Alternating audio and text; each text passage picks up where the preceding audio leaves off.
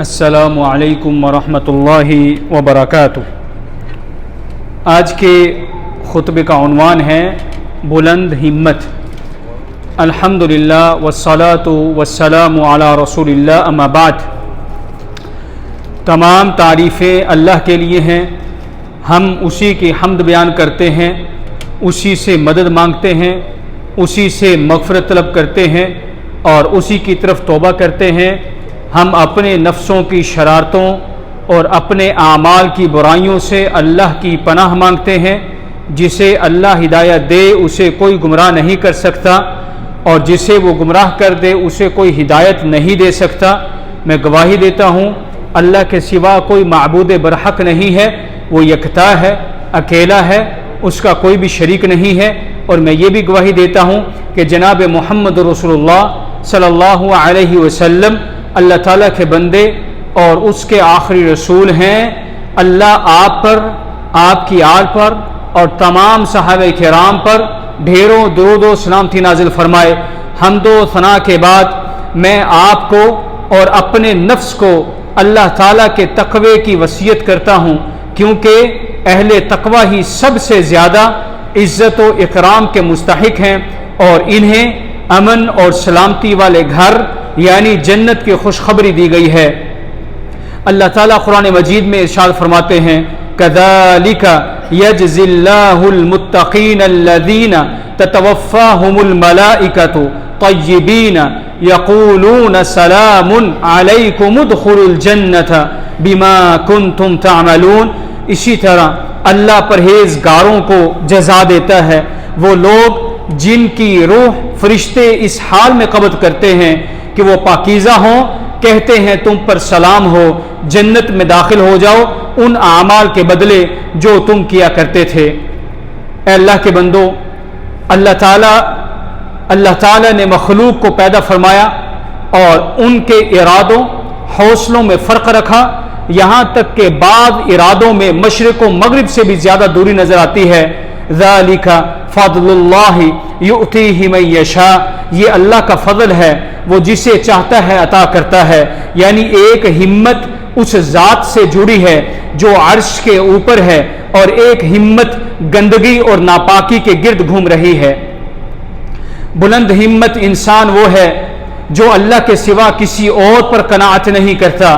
وہ آخرت کے باقی رہنے والی زندگی کو دنیا کے گھٹیا اور فانی فائدوں کے بدلے فروخت نہیں کرتا۔ ایسے ہی لوگوں کے بارے میں اللہ تعالیٰ قرآن مجید میں ارشاد فرماتے ہیں، الذین یشرون الحیات الدنیا بالآخرۃ، یعنی وہ لوگ جو دنیاوی زندگی کو آخرت کے بدلے خرید لیتے ہیں۔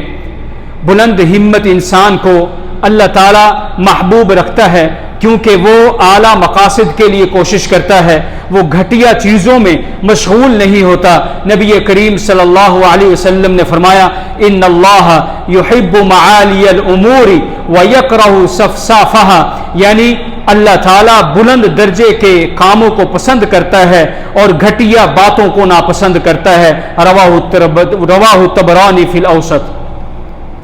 اور جب اللہ تعالیٰ کسی شخص سے ناراض ہوتا ہے تو اسے بلند ہمت نہیں دیتا، وہ فضائل کو چھوڑ کر رذائل میں مشغول ہو جاتا ہے، توحید اور اسلام کی فضا سے گر جاتا ہے اور کفر و گمراہی کی وادیوں میں بھٹکنے لگتا ہے۔ اللہ تعالیٰ قرآن مجید میں ارشاد فرماتے ہیں، وَمَن يُشْرِكْ بِاللَّهِ فَكَأَنَّمَا خَرَّ مِنَ السَّمَاءِ فَتَخْطَفَهُ الطَّيْرُ أَوْ تَهْوِي بِهِ الرِّيحُ فِي مَكَانٍ سَحِيقٍ، اور جو اللہ کے ساتھ شرک کرتا ہے گویا وہ آسمان سے گرا، پرندے اسے اچک لے گئے یا ہوا اسے کسی دور دراز جگہ لے جا گری۔ اور وہ لوگ جو بلند ہمت والوں کے قافلے سے پیچھے رہ گئے، اللہ تعالیٰ نے ان کے بارے میں قرآن مجید میں ارشاد فرمایا، کَرِہَ اللَّهُ بَعَاثَهُمْ فَثَبَّطَهُمْ وَقِيلَ اقْعُدُوا مَعَ الْقَاعِدِينَ، اللہ تعالیٰ نے ان کے نکلنے کو ناپسند کیا تو اس نے انہیں سست کر دیا اور کہا گیا کہ بیٹھ جاؤ بیٹھنے والوں کے ساتھ۔ بعض مفسرین نے فرمایا، ثبت عزائمہم وہممہم ان تسیر الیہ والی جنتہ، اللہ تعالیٰ نے ان کے ارادوں اور ہمتوں کو ان کی طرف اور جنت اس کی طرف جنت کی طرف بڑھنے سے روک دیا۔ بلند درجے کے مقام صرف بلند ہمت سے ہی حاصل ہوتے ہیں، بلند درجے کا مقام صرف بلند ہمت سے ہی حاصل کیا جا سکتا ہے۔ علامہ ابن قیم رحمہ اللہ ارشاد فرماتے ہیں الخیرات واللذات لا يعبر الیہا الا على جسر من التعب وكلما كانت الہمت اعلی كان تعب البدن اوفر وحظه من الراحة اقل۔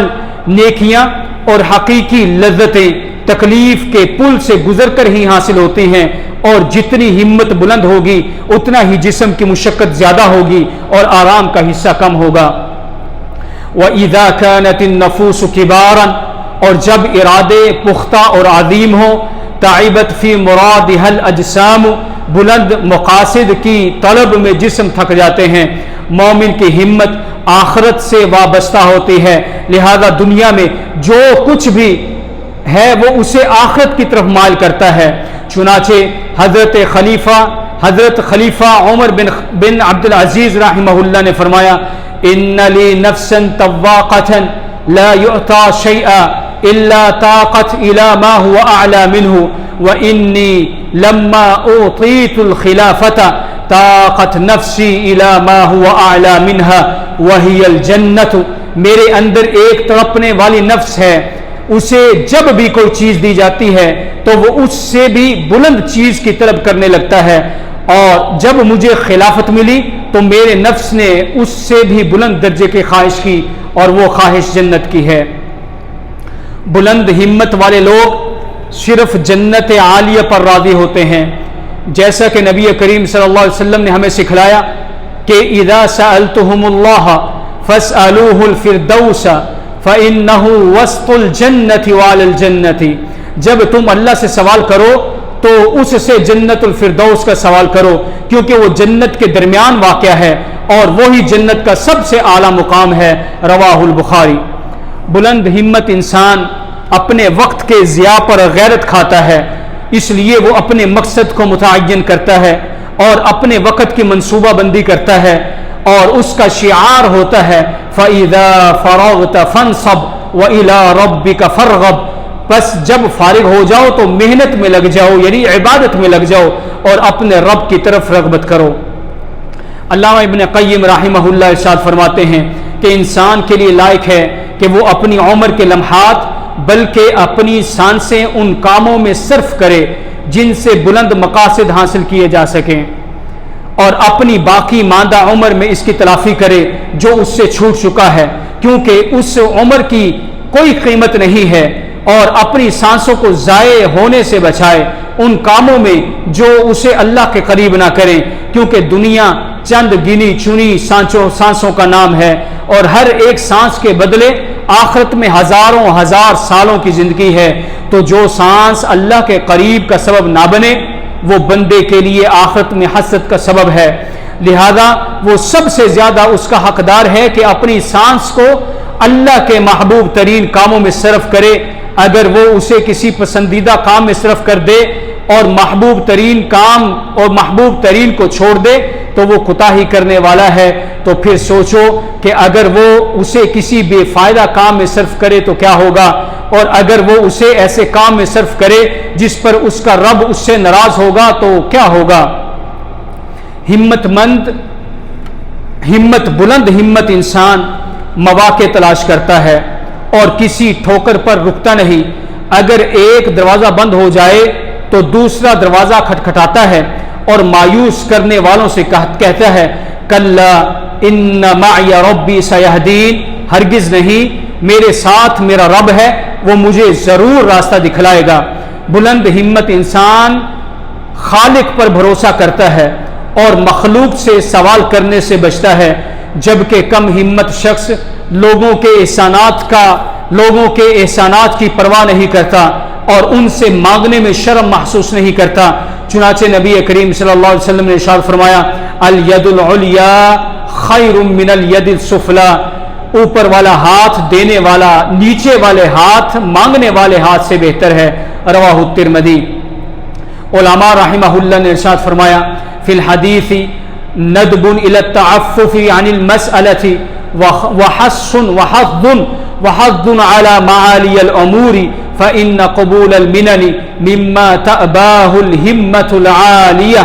اس حدیث میں مانگنے سے بچنے تعفف کی ترغیب ہے اور بلند مرتبہ امور کی طرف ترغیب دلائی گئی ہے، رغبت دلائی گئی ہے، کیونکہ لوگوں کے احسانات قبول کرنا بلند ہمت افراد کے شایان شان نہیں، ان کی شان کے خلاف ہے.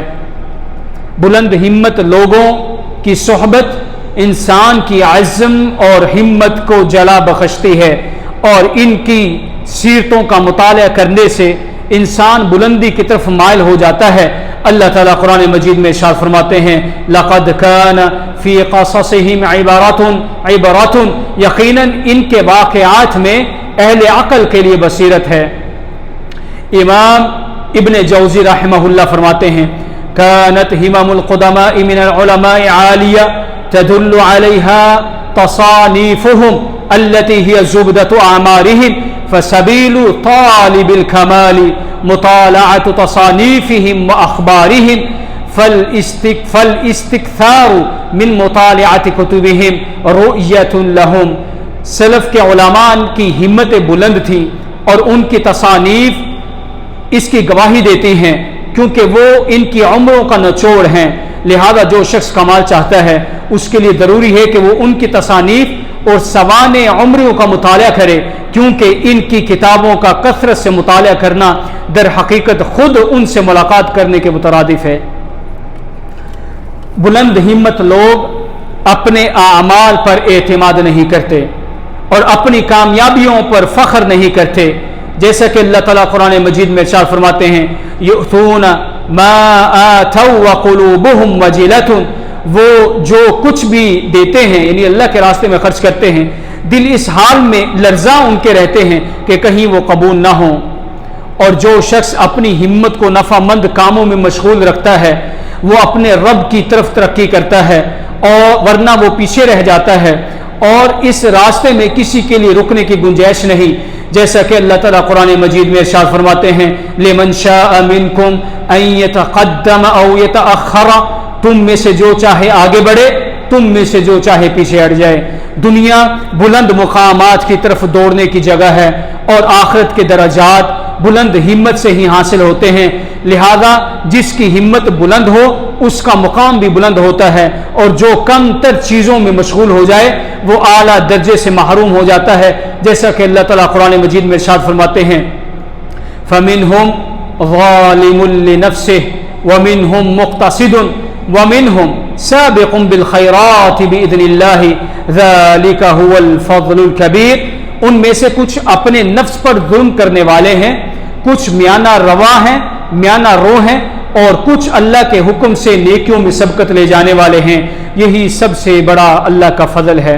اے اللہ ہمیں ایسی بلند ہمت عطا فرما جو کمال تک لے جائے، اور نیک اعمال کی ہمیں توفیق عطا فرما. اے اللہ اسلام اور مسلمانوں کو عزت عطا فرما اور شرک اور مشرکین کو ذلت نصیب کر.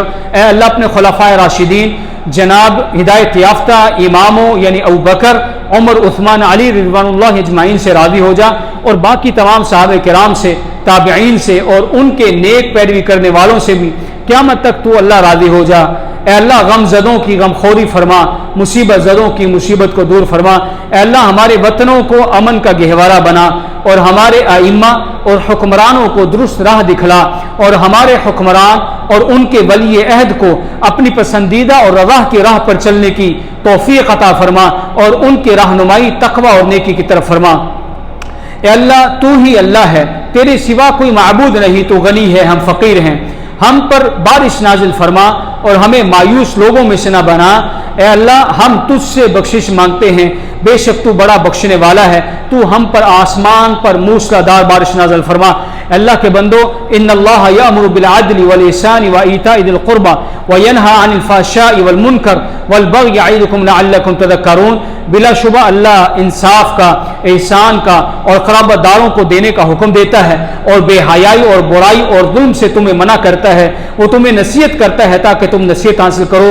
بس اللہ کا ذکر کرو، وہ تمہیں یاد رکھے گا، اس کی نعمتوں کا شکر ادا کرو، وہ تمہیں اور زیادہ دے گا۔ وَلَذِكْرُ اللَّهِ أَكْبَرُ وَاللَّهُ يَعْلَمُ مَا تَصْنَعُونَ، اور اللہ کا ذکر سب سے بڑا ذکر ہے اور اللہ جانتا ہے جو کچھ تم کرتے ہو۔